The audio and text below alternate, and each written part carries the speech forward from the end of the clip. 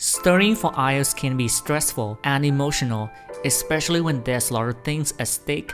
I know what it feels like when your whole future hinges on that piece of paper. That said, if you approach the task with the right mindset, it can also be an enjoyable and rewarding journey. What is up guys, welcome back to my channel. My name is Manny, and on this channel I make videos about languages, productivity and life to document my journey of becoming a better version of myself. If you're on a similar path, you're more than welcome to come along. With that said, in today's video, I'll be talking about my key takeaways from scoring an 8 on IELTS twice. I know that an IELTS certificate can open doors to many opportunities, a chance to study abroad, a chance to work or immigrate to another country. It's not an overstatement to say that piece of paper can change people's lives. That said, don't let a piece of paper determine your self-worth, guys. And I'm speaking out of personal experience here. In 2017, I took the test for the first time and scored a 7.5, which didn't meet my expectations. I was devastated and felt completely inadequate. I was really harsh on myself around that time, even putting my dating life on hold. What I failed to acknowledge was I gave it my best shot, and that is what matters. Did my English ability improve during the process? Yes, it did. I didn't get the score that I wanted at the first attempt. So what? Who cares? The lesson that I learned from that experience was, as long as I try my best, I should be proud of myself regardless of the outcome. And more importantly, be kind to yourself and don't put love on the side, guys.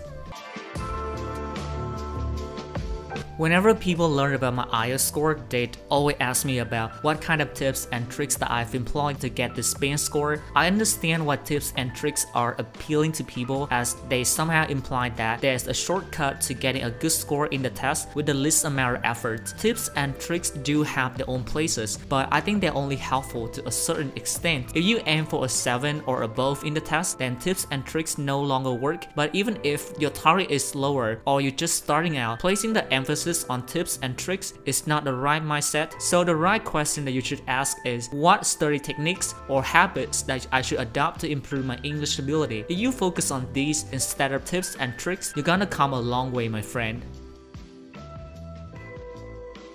Doing practice tests alone is not enough to get a good score, and honestly, the test materials are quite tedious. So if you're not under a time constraint, take your time to relish real-life English in books, movies, podcasts, and music. Bear in mind that you're not learning English to just pass a test. Life doesn't give you scores, but that's the ultimate test that you should prepare yourself for. Change the way that you approach learning English. Don't just learn the language, acquire new knowledge too. For example, apart from the vocabulary I can pick up from a reading passage about human resource management, I also understand the motivational factors in retaining employees. Last but not least, learn to appreciate the struggles and enjoy the process. As you're about to embark on this journey, sacrifices are about to be made. For example, instead of hanging out with your friends at the weekend, you'd rather stay at home to study. You'll get back from work feeling completely worn out, and instead of lying in bed browsing Facebook, you're determined to self-study for 2 or 3 hours. Having said that, it's okay to have fun once in a while, to loosen up a little bit. Don't be too rigid and harsh on yourself like I was. If you get any value out of this video, consider giving it a like and sharing it with a friend. That would help me out tremendously, and I also care about what you guys think about my videos, so if possible, please leave a comment down below. As always guys, stay happy and stay motivated. I'll see you guys in the next video. Bye!